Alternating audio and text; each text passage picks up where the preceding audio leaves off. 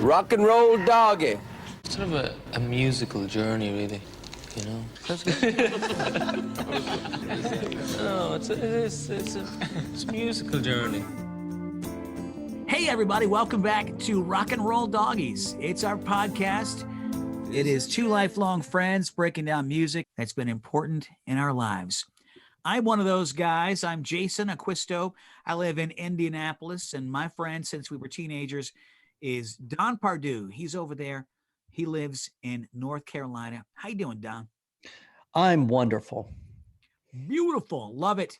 We are going through the catalog of U2, and it's going album by album, track by track, breaking down the good, the bad, the ugly. We have the privilege right now of talking about the seventh album in U2's career.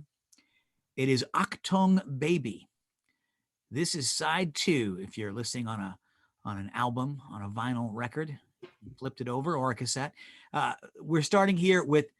Looking for ways to save on your energy bills? AES Indiana has you covered. From smart thermostats to home energy assessments, we offer simple solutions to keep your home comfortable and your costs down. AES can help you save money and energy with kits, tips, rebates, and more. Visit aesindiana.com/ways to save to learn more about how we can help you save money. AES Indiana, helping you discover real ways to save. the song called The Fly.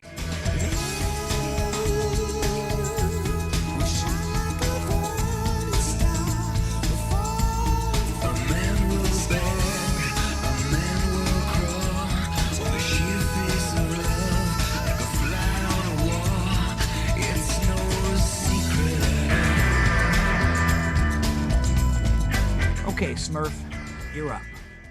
It is their most ambitious track to date. It's kind of unique, and it's the centerpiece song of the tour. It's the song that birthed the whole stage persona, and I think that may be its greatest value. To be quite honest, it reminds me a little bit of Zoo Station, in that it kicks. Zoo Station punches you and says, "Hey, guess what? This isn't anything like you've ever experienced from us before." The first song on side 2 is the same, almost the same effect. Yeah. That this is still something that you've really not experienced from us before. Well, and it's the first thing most people heard on the radio or as the single off. First single. So yeah. So if you bought the album and put it on, you heard Zoo Station. And if you heard it on the radio, it's also the first thing you heard that signified this is not the previous version of U2. And I think it is just a really great raw track. It's funny. It's a dance song. You know, it's like this melodic, guitar-driven dance song, and it's got that great falsetto that just I think is super cool. Taking away all the pretense, stripping away all of the, the posturing of the Joshua Tree, and be like, oh, we're doing these really weird things now. We're doing this little Edge is going to do a falsetto over the chorus here with this. And this is completely different. It's the perfect first single off the album that encapsulates the journey, I think. And you alluded to that from Joshua Tree to Achtung Baby. It's who they are now. It's interesting. It was the first single, but it really didn't achieve great commercial success. And I understand why, because it's not nearly as accessible as Mysterious Ways, I think, which was the first really successful single, right? Off that. It's interesting. The line that jumps out at me is, I don't know why, I think it's an interesting concept, is that the universe exploding because of one man's lie. Yeah. It's almost as if he really goes in full steam into the spiritual realm and forces you to contemplate the effect of what one single lie has done. And then it's almost like he uses that as kind of a backdrop to what The Fly is all about. It's about deception. It's about you're not getting what you think you're getting here. Yes. You're not the persona. There are tidbits of lyrical, really insightful moments in this, but looking at it macro, I think Yeah, that, but you're not getting what you think you're getting. And that kind of throws it back to, we talked about on side one, even better than the real thing.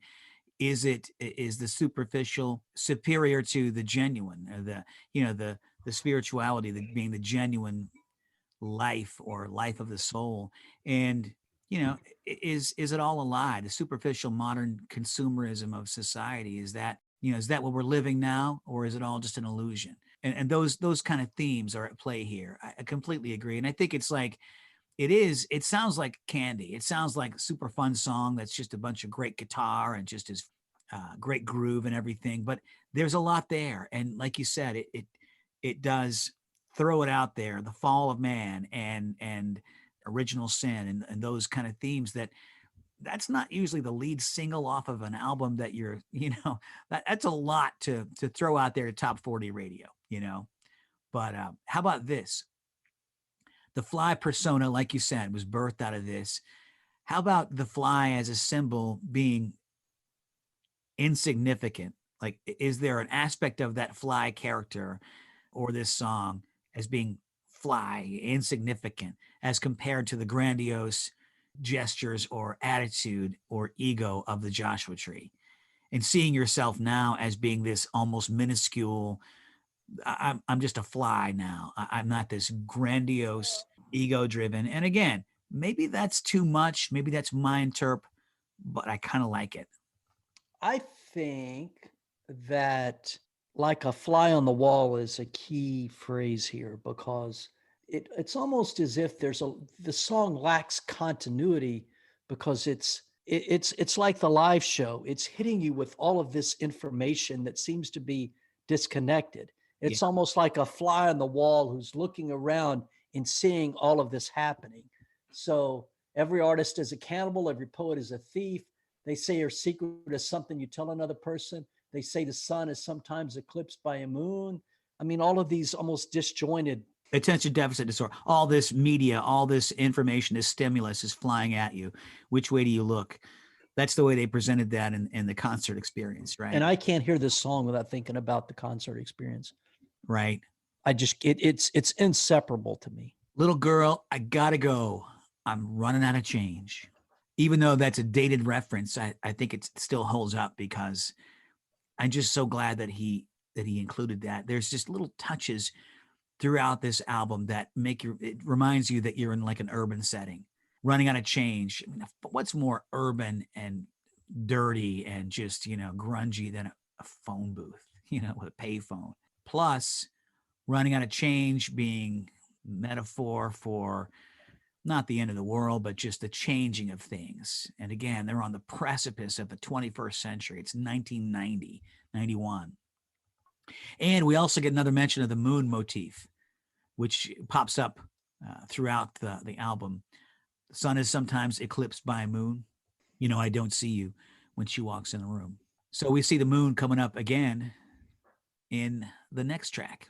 Let me put you on the spot. I'm going to put you on the spot. What do you make this line has always fascinated me. Every artist is a cannibal, every poet is a thief. All kill their inspiration and sing about their grief. I've pondered that. I wrestle with that, because that's not easy. I guess I thought something along the lines of every artist is a cannibal. In other words, there's nothing original, nothing new under the sun, that everything draws from somebody else. Every artist pulls off of another artist's, work. And that, for example, U2 has not created anything that's brand new and unique, but that they've drawn from other people and, if you will, stolen or borrowed or taken.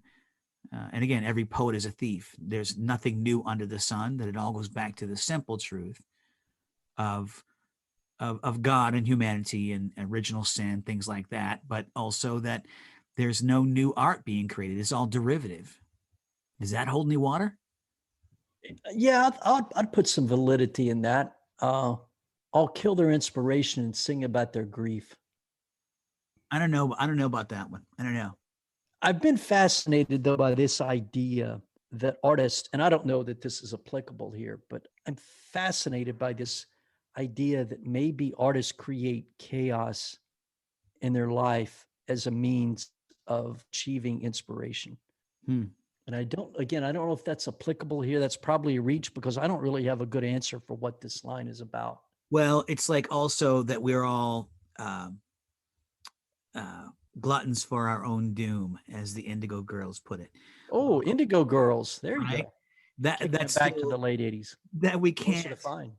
Yeah, exactly. That's just another way to say that we're all kind of driven back to the things that destroy us and to our lesser, most base instincts that, and the idea that we can never not be drawn to that which will destroy us because of self-loathing or limitations or original sin or what have you. So I don't know, that might be part of it too. And that's a big line. I'm not sure if I have that answer. Yeah, it's Pretty sure I don't. there's some things here that we're just not going to.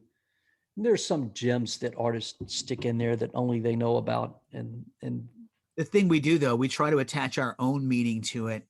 Even if we don't know what they meant by it, we try to at least mold it into something that means something in our own life, and then we can sing it, right, you take the song and you make it your own, which Yeah. is why sometimes I almost resent artists that elaborate too much on what their song means, because now you're robbing me Right. of my own little copyright to that song. Well, but yeah, But there are times where I go, oh, okay, but tell me what this means. Tell me more, Don McLean. What does it mean?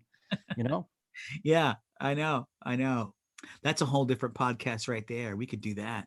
I get the best podcast ideas when I'm doing a podcast. We probably spit out 10 different hypothetical podcasts. Okay. Track 8, Mysterious Ways.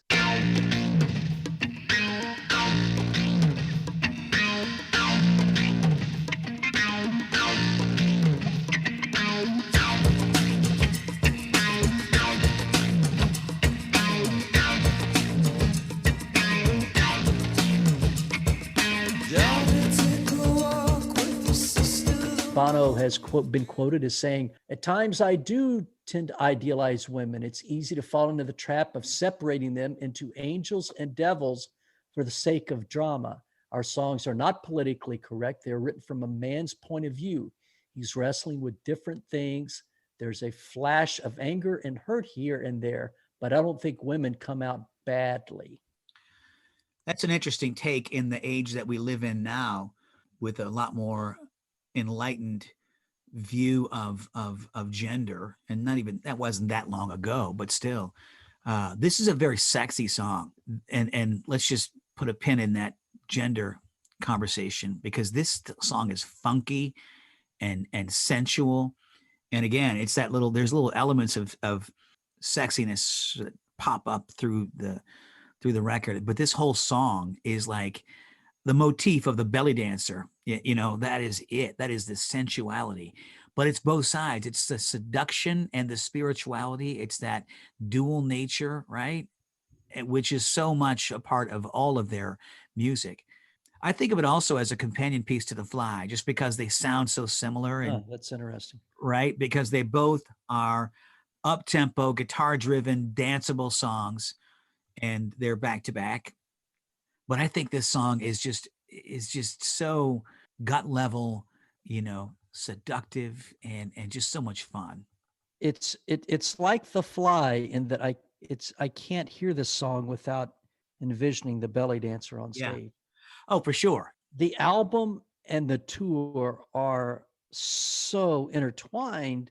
Again, it's difficult to distinguish between the two sometimes, which I think speaks well to both the music and the stagecraft of the tour. In a way, he elevates women in his lyrics to, like recent songs like Landlady and songs about his wife. Mm-hmm. And then you look back at songs on this record, in this song, talks about she sees the man inside the child.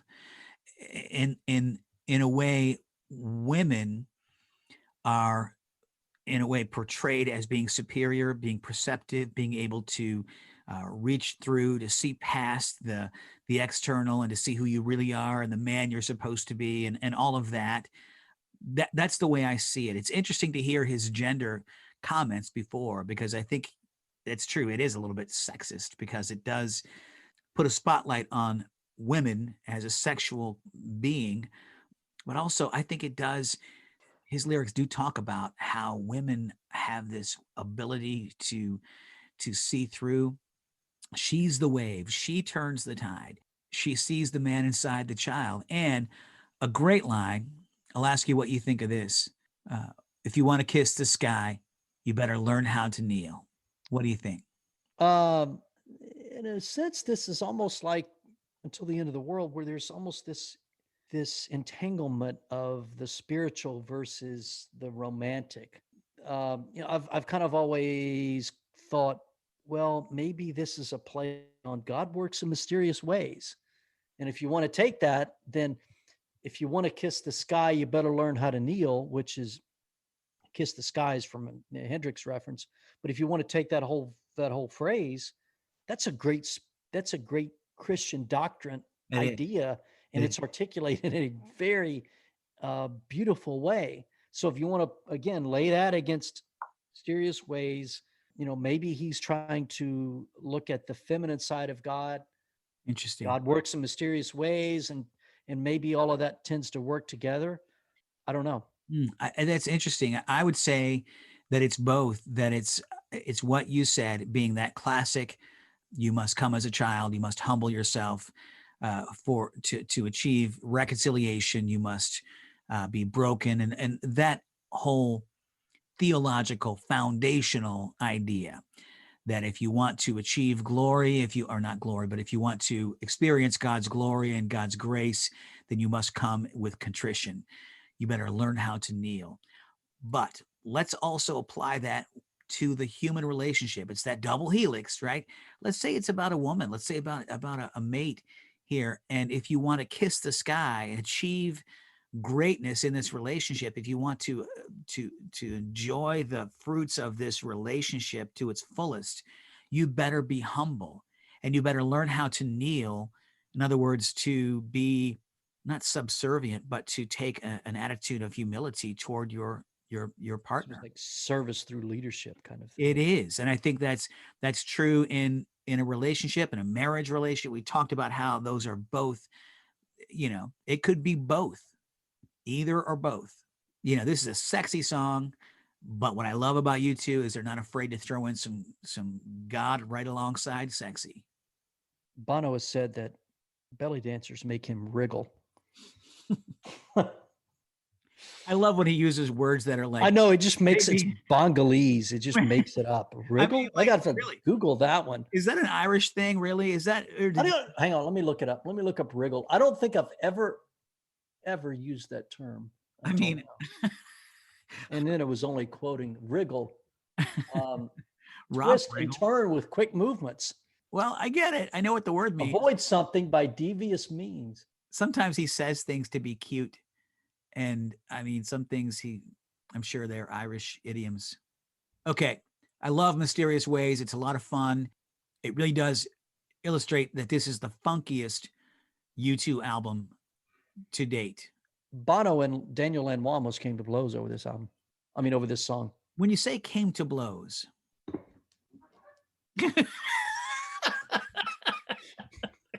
let it be known that you are in the stance of that I'm striking a Jack Johnson, a Tom Dempsey pose. Not Tom Dempsey. He was the Jack Dempsey. I'm sorry. He was the half a foot kicker. That's right. Okay, Now so you're pulling my leg. fisticuffs.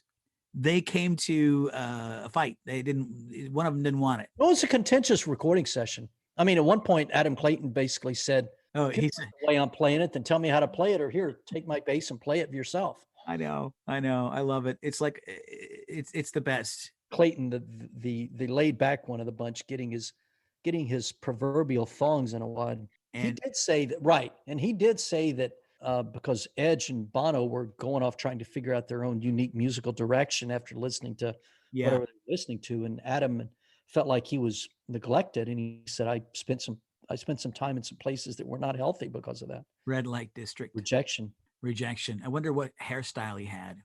Uh, Okay, throw it my way. Trying to throw your arms around the world, track 9.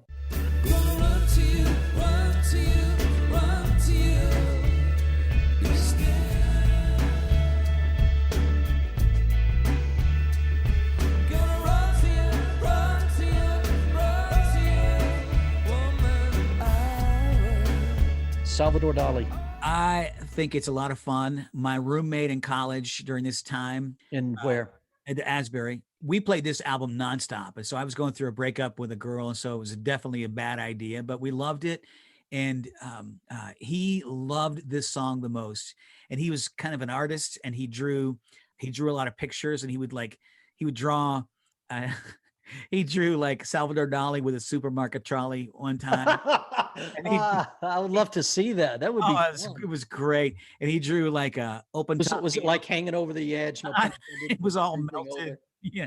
And he drew like an open top beetle going through the eye of an. He would just walk around, open top beetle, and he would just sing that little clip. And so I always think of him, Matt Juvenal, when thinking of this song. So to me, what this is Bono reflecting on his rock star persona, or his Joshua Tree persona of trying to save the world, the metaphor of attempting to have it all, to be it all, be the rock star, to give all of yourself, find all the truth, be all of that, be the world's greatest, everything he was doing and trying to do with Joshua Tree, that rock star, the ultimate. That's what throw your arms around the world is, trying to save the world, or to be that guy. And I think the idea is that he's returning to that simple foundation of his wife and family, which is what keeps him grounded, and that mantra there of be still.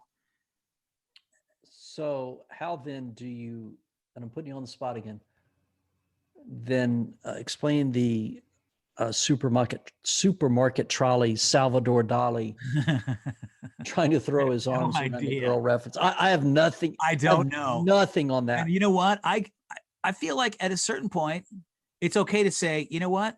Have fun with it. I give him permission to not have great meaning in every lyric. You know, maybe he just chose Dolly because it rhymed with trolley. I know it. Maybe. I mean, I hate to oversimplify all this, but we've broken so much down that you go, well, maybe he's sliding down the surface of things on this one. Maybe it's just the absurdity. Yeah. Maybe there's just a sense of like, it makes no sense. Yeah. So, and the open top beetle through the eye of a needle. And, again, there's that biblical imagery. It's everywhere. The eye of a needle. I wrote down a few of these, throughout the album: the world in darkness, one man's lie, sleep on stones, bury your treasure. The eye of a needle is this one. You're like, oh, we all know that reference, that, easier for a camel to go through the eye of a needle than a rich man. But there's no mention of the open top beetle in my version of the scripture. Now, granted, the Living Bible might have that in there, but I don't know. It's but this reminds me again of that. It's a love song, I think. Yeah, I think you're right about that. Your lips move, but you can't talk. Trying to throw your arms around the world. I think there's some meat in your lips move, but you can't talk. Sunrise. You say things, but you're not meaning. There's no meaning behind what you're saying. And how far are you going to go before you lose your way back home? Right. How far away from your purpose are you going to drift before you can't come back to your purpose? And not just the purpose, but also your physical, literal home of like, he has kids, and it's like, famously has been with his wife, for all that time. This harkens back to So Cruel a little bit in a weird way, because melodically it's kind of this fun, catchy tune. Yeah. And So Cruel is this somber dirge, but I think there's maybe some similarities there. It's also kind of dark. It's got like some of the rock star cliches of like 6 o'clock in the morning, you're the last to hear the warning, right. Like the warning of that you're living too fast or wrong or whatever. Your head hurts and you can't breathe. Yeah, sunrise like a nosebleed. Oh, that's so choice. That sounds like something from Hotel California. That's something from. That's just. No, they're not saying you've got a nosebleed because of anything. It's just, no. It's not even, it's like a nosebleed. It's like just the way that is chosen to be expressed there. The sunrise is painful to you because you get it. So that's what I think it is. I think it's a nice breather in this side and this group of songs, because everything else is more up tempo and guitar driven. There's some whimsical imagery there, and it's an enjoyable track. Woman be still, woman be still, be still, woman be still, woman I will. That's all I got. Yeah. Well, let's just leave it there. Track 10. Track 10, Ultraviolet.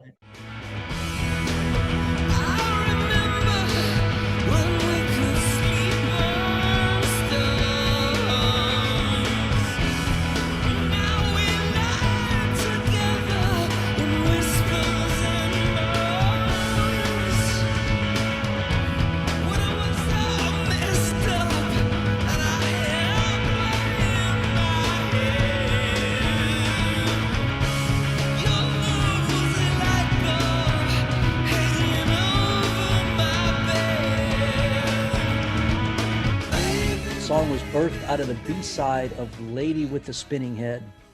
There's a deep cut. Lady with the Spinning Head, also available in the deluxe version of Achtung Baby. This was one of my favorites right off the bat. Me and him made friends right off the bat.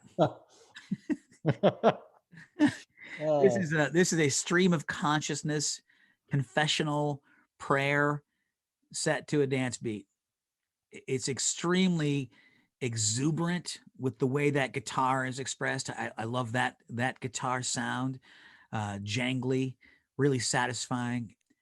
But it's got this vulnerability in the lyrics and in the singing. Very raw in a sense. Very raw, yeah, and it's passionate. You're opening yourself up here. You can see everything. I'm convinced this is just another one of these internal relationship struggle songs, right? Yep. And that's what I think makes this album so great and so relatable, because Bono is just like us after all. I mean, obviously, but I mean, let's face it, he had built himself up, or the media or the fans, whatever. He had become this thing, and part of tearing it down is, or part of reinventing it is tearing it all down and saying, yeah, man, I'm heavily, deeply flawed, and I've got to find my way back home and all those things. But that's what makes it relatable. I remember when we could sleep on stones. Now we lie together in whispers and moans. So it comes here, and the next piece is brilliant. Brilliant. When I was all messed up and I heard opera in my head, your love was a light bulb hanging over my bed. All right, so much there. The lyrics are poetic. This is like something from Song of Solomon. Okay. Yeah. Right. And then I didn't know, or maybe all of us didn't know, that he was raised with opera in his house because his father was a big opera lover. But I took this for what it was, for what I knew, is that it was opera as in the dramatic kind of right. The over the top emotional roller coaster Right. and confusion and all of that. And I heard it in my head. It wasn't like it was happening. It just was in my head. I was all kind of, messed up. And your love was not a shining light of clarity and angels singing, heavens opening. It was a light bulb hanging over my bed. Again, that urban, gritty kind of setting. Well, and ultraviolet light is invisible light. So, if you want to over spiritualize it, there is a spiritual component there. I never thought of that. Interestingly, U2 writer Bill Flanagan has stated that the final 3 songs are about how the couple deals with suffering they have forced on one another. So that Ultraviolet, Acrobat, and Love is Blindness is about the trauma that they have forced on each other. Fascinating. Yeah, the live version of this on the 360 tour was just fantastic. You're right. With the red. I mean, I know people. People think that that's a bit dramatic with the microphone and the lights and all that. But, there's a theatrical art to conveying what the music. And I want that. I do. Right. There's So a sometimes time- I don't, but there are a lot of times I do. And boy, that was just really Well, good. listen, I want the show. I want the theatrics when it's this big, when the songs are this big. Right. Ultraviolet, Light My Way needs theatrics. Right. John Lennon's Imagine doesn't, but this does. There's some songs that Yeah. need this. But this song is so theatrical. It's like an opera in and of itself in terms of just the way he sings on this song, I think is different than the others because it is very emotional. Yeah, it is. Yep, you're right. Yep. And it's got this passion, almost like I've been kind of giving you my whole deal throughout this record, and now I'm getting to the end of the record, and I really want you to know this. This is really bothering me here. So, so I never grouped that together with Acrobat and Love Is Blindness. But let's go straight into the next track. What number track is this? 11. This is track 11. Acrobat.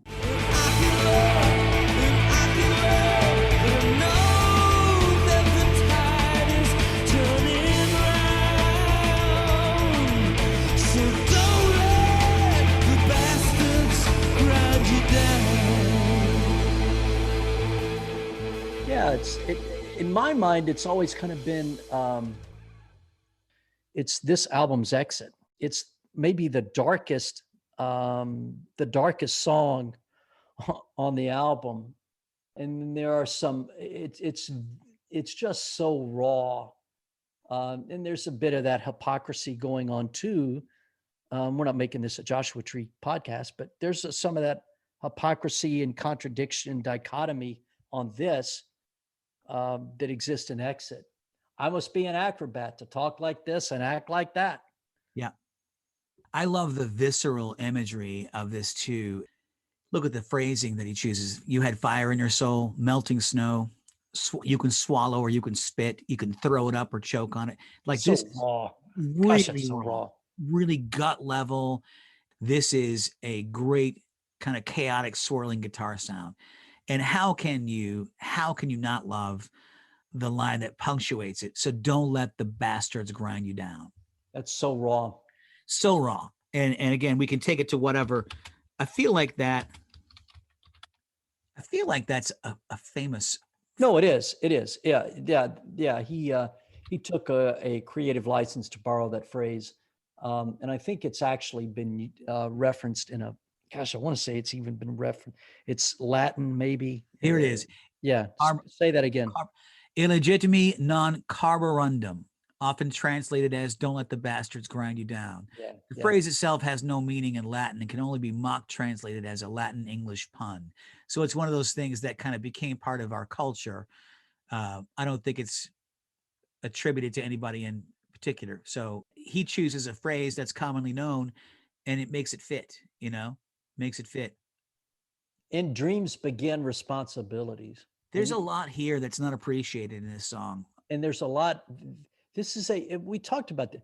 This is a very smart intellectual album where you can latch on to certain phrases and go, wow. I mean, that's worth noting. That's I got to figure this out. This is like a philosophy class. You're so right. And the way it's coming down to like the end of this journey, or at least the story of this album, everything we've heard so far with the chaos and the changing of the times that we're living in and all of that and the relationships, he's coming down to this last verse. I must be an acrobat to talk like this and act like that, et cetera, et cetera. You can stash and you can seize, and dreams begin responsibilities. And I can love, and I know that the tide is turning around. So he's saying, look, in light of all of this, I still have a choice. I can still choose love. I can still look at the world through the lens of love, and I can still believe in this. It's not just this false hope it's almost like he's reaching back and saying that some of that Joshua Tree stuff is still valid. Again, they reinvented themselves, but he's not without hope. He's saying, I know the tide is turning around.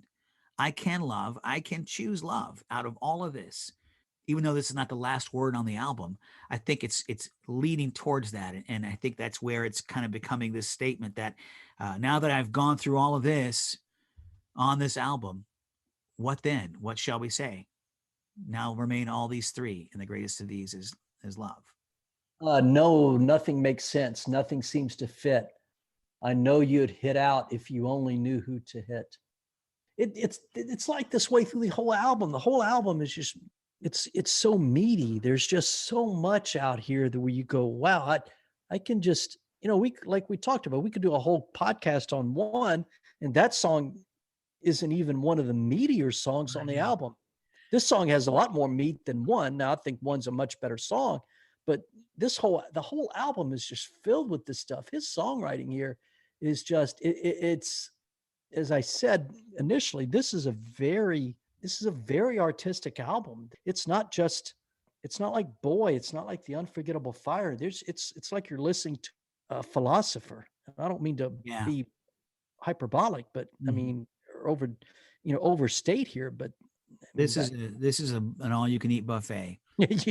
yeah. And it's even though I said all of that about you can get to the end of this journey and he chooses love and all of that, like you said, this song still expresses that feeling of not fitting in.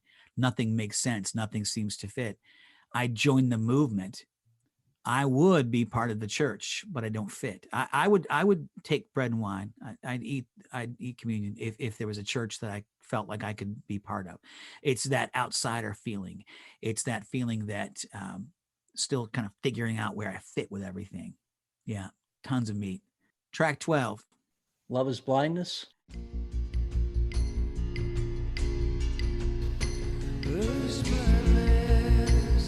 I don't wanna see, won't you have the night around me, on my heart, love is blindness, in a park. Elegiac, haunting, hymn-like. It's like so many closing tracks. It's painful, indicating that there's not necessarily a wrap it up happy sitcom resolution, but things are still messy as hell.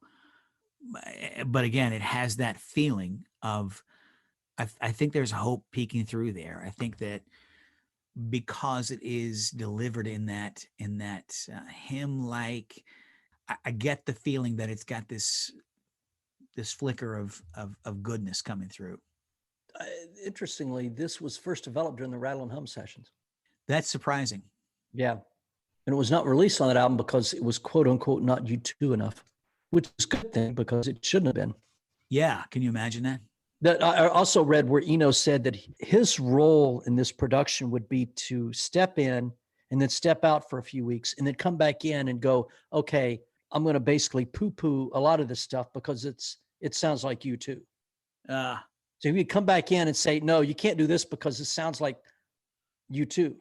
Yeah. And they'd step back and then they would rework it and it'd come back. So, but I digress. I love the organ intro into this. This song to me has I always envisioned them playing in this huge recording this in a huge cathedral. It just has this cathedral sound to me. It's got some great turns of phrase in here too. Thread is ripping, the knot is slipping. Cold steel, fingers too numb to feel. It's very, again, that visceral kind of raw imagery. And then once you wrap the night around me, being just another one of those just beautiful ways to express that. Dark. It's dark. But so dark. It's like comfort. It's like comfort in the midst of darkness. I like when he talks about the night as being a thing, like punch a hole right through the night. Like it has its own, like it's a living being. Yeah, It's not just an abstract idea. Right. No, the night exists, wrap it around me. But then, just calling out, oh, my love, blindness. I feel like that it's kind of leaving us with a sense of maybe that hope that I referred to before is overstating it a little bit. If you look at the lyrics, it's not super positive. It's kind of like saying, well, it's like leaves you blinking, your face still pressed up against the glass, and you're calling out, oh, my love, I've got blindness. I'm still here. It's a good closing track. Again, I think the order of tracks on this album, I would not change anything. This is a dark album. It's really weird because it's not a black and white album like the Joshua Tree was when you look at the cover, and with all these gray landscapes as far as imagery. But this is in spite of the fact that the album cover is very colorful, it's a very dark album. A little tidbit here. I read into this. A little death without mourning. Do you know what that is? You know what that reference is? I didn't until I dug His mother's dead. around. It's actually a reference to the sensation of post-orgasm, which is sometimes linked to death or likened to death. I don't know nothing about no orgasm. Make of that what you will. Yep. So I almost feel bad wrapping it up because it is so deep, so rich, and there's so much that could still be said about it. But you know what? I think we've said the important points. Any more points you want to make? Nope, I'm good. This is Rock and Roll Doggies, two lifelong friends breaking down music. It's been important in our lives. Jason here, Don over there. He's on my Zoom screen, and we are chatting here about Achtung Baby. It's U2's catalog piece by piece. And as we do at the end of every album, we go through and list our standout track, our underrated track, and our standout lyrics.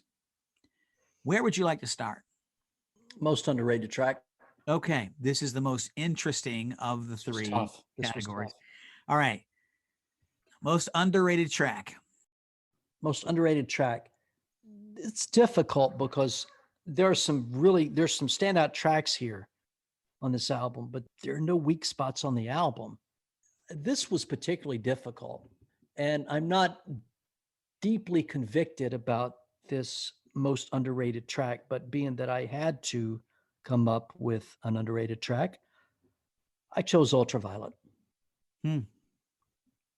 No argument here. What was yours? Mine is So Cruel. And mine is so cruel right now. I'd say in the past, it would have been Zoo Station. Really? Wow. Okay. I've always thought Zoo Station was better than other people thought. I don't know what I based that on. Didn't take any poll, but I always thought it was just a great song. And I still would probably more likely listen to Zoo Station than So Cruel, but it's kind of like, you don't always want to read your favorite book. You know what I mean? It's like, all right, So Cruel. In preparing for this podcast, I experienced it on a much deeper level, and I just feel like it is that good. It's so deep, and there's so many layers. I've got it as my underrated track. I can understand why you would say that. And it's one of those songs that I don't listen to a lot, but when I do, I think, why do I not listen to this track more? Well, I don't love the music as much. Yeah, you're exactly right. I It's totally because of the words. Yeah, that's what it is. I don't dislike the music. It's not unenjoyable. It's just it's kind of like the song "The Sweetest Thing," which is also a keyboard-based U2 track. All right, and I always kind of dismissed that because I just wasn't crazy about the down, down, down. And it's better than I thought because the lyrics are really good, and it just kind of put me off because I'm, was listening to the music first. So Cruel. Okay, should we do the standout track because it's the most obvious choice to make here? Yeah, let's do it. It's pretty simple. It's one. It is one. There's no question. There's no other choice here. I put the next level down is So Cruel and Ultraviolet. That's my next level. If I were to do next level down, I would go go Until the End of the World, and then gee whiz, probably Ultraviolet. I think Until the End of the World. Who's going to ride your wild horses?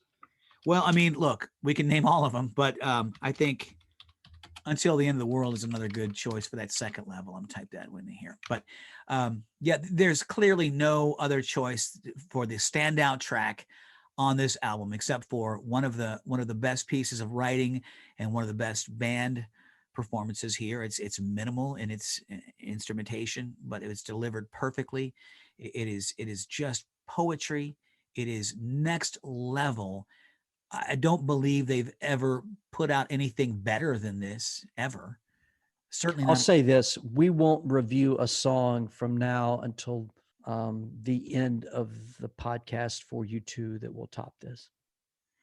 Wait a minute. No, what you're saying? We won't until maybe later something? No, we won't. In other words, the last album was Songs of Experience. We will not review a song between now and Songs of Experience that tops. What if one. they come out with Nope. another album? But that goes beyond Songs of Experience.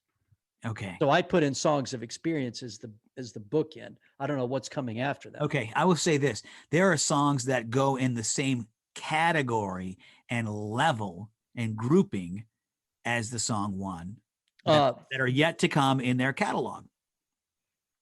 It's like the conversation of depends on your definition of grouping. okay. It's like saying who's the GOAT in basketball.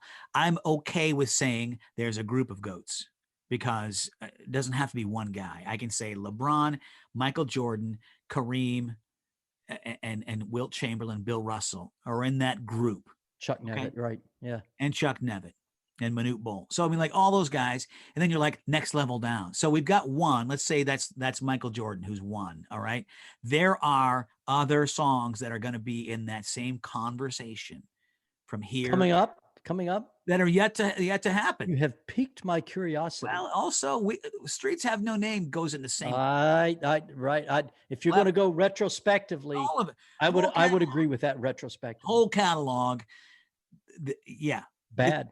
There's nothing. Yeah, of course, bad. There's nothing that's going to be better than this. But I mean, it is at that top level gold standard for U2 songs of all time. Okay. Yep. We know what they are in our own hearts. Yep. Standout lyrics. This is more fun. What This are some was of your easy for standout me. lyrics? This was easy for me, and there was no. I gave this no second thought. Yeah, say it. Love is a temple, love the higher law. You ask me to enter, but then you make me crawl, and I can't be holding on to what you got when all you got is hurt. I also put a different part of the song, which is more of a nugget. We're one, but we're not the same. To me, the line of the album is "We get to carry each other." I would not. I could not. I could not put up a cogent argument against that. Why would you? How could you? It's not. Right. I mean, all of those words right there that we both put up are the reason that is the greatest song. Other lyrics that stood out to me, I mentioned "She wears my love like a see-through dress." That's just a great line. Yeah, that's Like, a good that line. could be a country song, But right? that's the whole album. The whole album. know. It's thin. It's you could make a 2-page Word document know. out of just these little. After a while, I stopped writing these down. I'm just letting this be. But "Where's My Love Like a See-Through Dress." That could be a country song. Oh, that's a nice. That's Right? a good take. That's a good take. Toby I Keith. like that. Yeah. "Where's my love like a see-through dress?" Right. I mean, come on. It's George Jones. Head in heaven, fingers in the mire. Got her fingers in the cake. And here's "Between the horses of love and lust, we are trampled underfoot." And this How one, does it come up with this stuff? I know. It's And this incredible. one from Mysterious Ways. This one is so choice. "One day you'll look back and you'll see where you were held, how by this love, while you could stand there, you could move on this moment, follow this feeling." I used to think that the words were, "One day you'll look back and you'll see where you were held out by this love." It's a small change, but hear me out. It's better this way because it's not saying you were held out by this love, that God held you in the palm of his hand and fulfilled his purpose for your life, and Romans 8:28, working toward the good and all of that. And now you've been brought to this place. God's plan is being fulfilled. No, what it's really saying is you will see where you were held, comma, how by this love. It's a different phrasing and there's a different meaning there because it's not as black and white as just God had his hand on you. It's more like, hey, you'll look back and you'll see things that happened that were subtle, that were nuances, and you were held by God. You weren't carried along. All things didn't work for the good, but how by this love, you could still stand there and make it through, and you could move on this moment and follow this feeling. So it's a small difference, but that meant a lot to me. I have nothing to add to that comment. How could you? I mean, add this? yeah, that's a synoptic sermon there. But isn't that great when little things like that come to you that are so personal that can I eat? That's this album. Right? That is this I album. know. This album is a sermon. You could pick We Get to Carry Each Other and make a sermon out of that. How many albums afford you the potential to be able to pontificate for 30 or 45 minutes and preach a sermon on one snippet of one song? When you say that'll preach, you got to mean it. But this will preach, and that little we get to carry each other. That will. I need to look to see if they're. See if they're. You'd have to dig deep into the innards. There's a good word. The innards of the web. But I wonder if there have been sermons preached with that reference. We're going to have to ask. Get Bono's to carry Bible. each other. I can't wait to hear Bono's Bible's reaction to this. Oh yeah. This will be good. Yeah. Yep. This will be good. This is almost an afterthought, but my favorite part is for us to give our rankings. We've had various rankings for the albums up till now. I don't have them in front of me. Do you have them in front of you? Yes, sir. Okay. Read off the album rankings real quick. Top to bottom, Boy, you gave it an 8.1. Into the microphone. Boy. No, you don't have to be a dick. You gave it an 8.1. You're a ninth caller. Please try again. I gave it a 7.1. October, you gave it a 6.4. I gave it a 6.7. War, you gave it a 9. I gave it a 7.6. Unforgettable Fire, we were pretty close. You gave it an 8.9. I gave it a 9. The Joshua Tree, we were again pretty close. You gave it a 10. I gave it a 9.7. Rattle and Hum, you gave it an 8.5. I gave it an 8.7. And now we come to Attention Baby. What do you give it? It's a 10. Did you really? It's a 10. I'm surprised. No, there's no question. You put that on the same level as the Joshua Tree. I haven't always thought that, as you know. I know. That's why it's surprising. Yeah. But you know what? It is. It is to me now. They're the Twin Towers. They're like Sam Bowie and Mel Turpin. You know, they're like Olajuwon and Ralph Sampson. They're the Twin Towers. Those two albums, and believe me, there's not a 10 after that. Okay, there's not. Sorry, spoiler alert. These are the 10s. There's no way that this album is not a 10. And I can like Josh. That surprises me because I know, but I'm just saying we evolve. And we've had this discussion, and the discussion has always been, I think Achtung Baby is a better album than Joshua Tree. You thought Joshua Tree was a better album than Achtung Baby. And the response basically was, you know what? I respect that opinion, and I've got no defense against that. Yeah. Yeah. And because they're so freaking good. I'm not going to try to convince you to give, it's not that important. In the grand scheme of things. In the grand scheme of things, they are both so good, and I've evolved to understand them to be. For some reason, I had a mental block. I think I was afraid to give anything else the weight.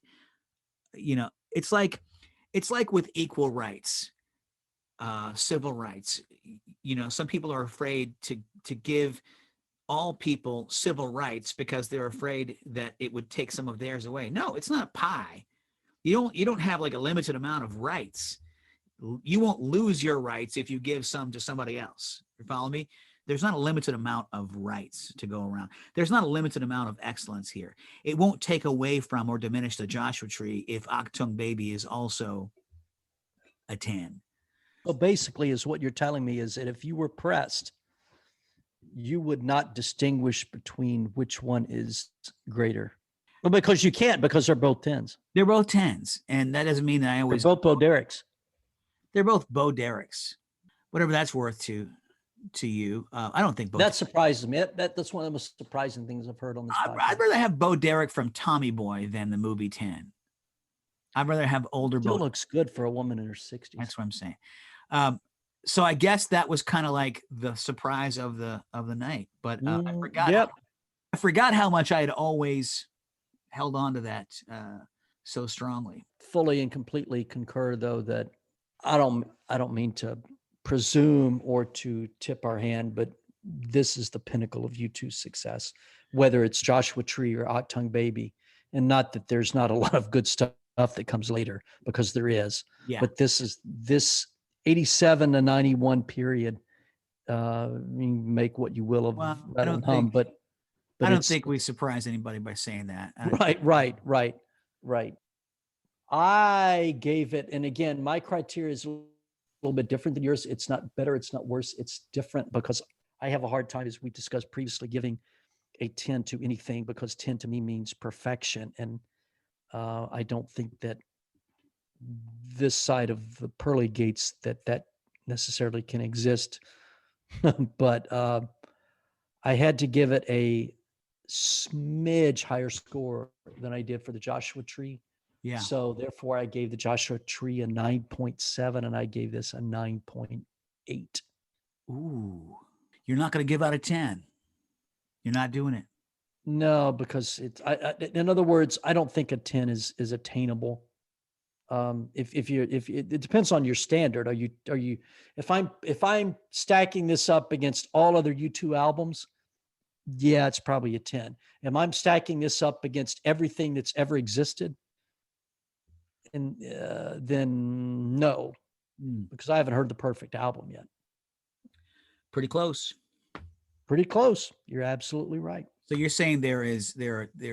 So you're saying there's a chance. So there are 0.2 flaws in this album. Where are they? Is it because he said, "Baby, can we still be friends"? Is that what it is? That's a quarter of a point. You got to be able to identify where the points off are located. I think there's some melodic deductions here for, as good as Love Is Blindness is, it does kind of, there's this, it's almost as if the melody gets lost in the somber tone, so that there's not the melody. There's not, I hate to use this term, but I'm going to use it anyway, because it minimizes the overall beauty of the album. There's no quote unquote hook. Oh, I'm a hook guy. I love the hook. I do too, but I would say Trying to Throw Your Arms Around the World is a little bit fanciful. It's a little bit playful. It's Open top. and that's okay. That's okay. It's Yeah. okay. I mean, I'm sitting here now. I'm sitting here all of a sudden trying to. No, but you got me also thinking, but- I can't believe I gave it a 10. No, you can't do that. I'm surprised that you didn't. I can't thought for sure. you can't I thought translate for your sure standards to you me. would say 10.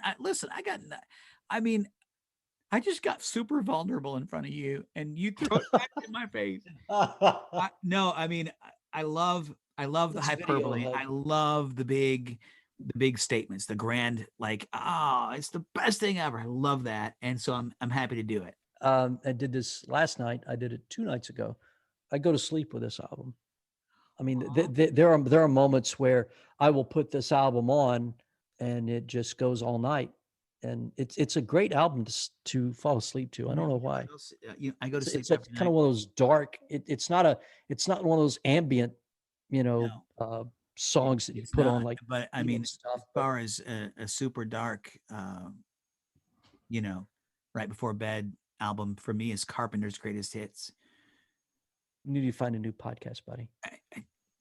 I'm sorry.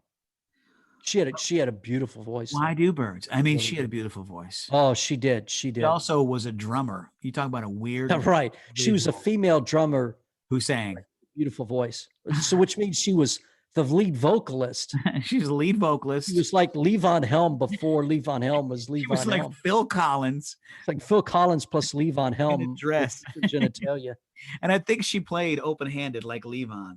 Yeah, she did. It's that classic style of drum, right? I pulled in Nazareth. He had his neck stretched out like this. I love Levon Helm. He's the Electric best. Dirt's a good album. Yeah, I only heard a little bit of it. Levon Helm is Songs from the Big Pink and all that. Yeah, the best. Gosh, that Okay. I don't know. The gotta go band had a niche. I got to go check on my dog. So Close us out, sir. Thanks for logging on and listening to our thoughts on one of the most influential bands of the modern era. Be sure to follow us at Rock and Roll Doggies on Instagram and on Twitter at Roll Doggies for details about our next podcast and other tidbits as we take a chronological journey through the discography of one of the greatest bands in our lifetime, U2. Until we connect again, everybody, good night.